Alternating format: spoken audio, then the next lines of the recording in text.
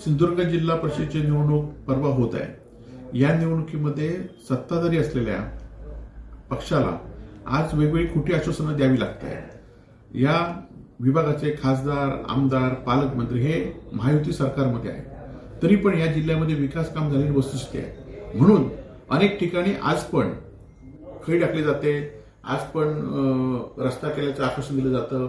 नाबार्ड सारखा एक प्रोग्राम जो अजून मंजूर व्हायचा आहे।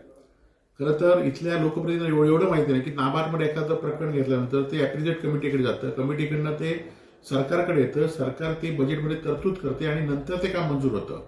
परंतु कालच मुख्यमंत्र्यांनी सांगितलं की कुठल्याही कामाला वर्क ऑर्डर देऊ नका, शासनाकडे निधी नाही आहे, शासकीय कर्मचाऱ्यांचा पगार थांबवला आहे। असं असताना वारंवार आश्वासनं दिली जात आहेत आणि खरं तर आज मुख्यमंत्र्यांनी सांगितलंय की खरेदी सुद्धा करू नका, कुठली आरोग्याची खरेदी वगळून कुठलीही खरेदी करू नका असं पत्र मुख्यमंत्री कार्यालयातून आलेलं आहे। असं असताना हा रस्ता करू, तो रस्ता करू, हे ब्रिज करू अशी खोटी आश्वासन देण्याचं काम हे सत्ताधारी मंत्री आणि इथले आमदार करतायत। माझी मतदारांना विनंती आहे की खरं तर यांच्याकडे 4.5 वर्षापेक्षा जास्त सरकार यांचं आहे।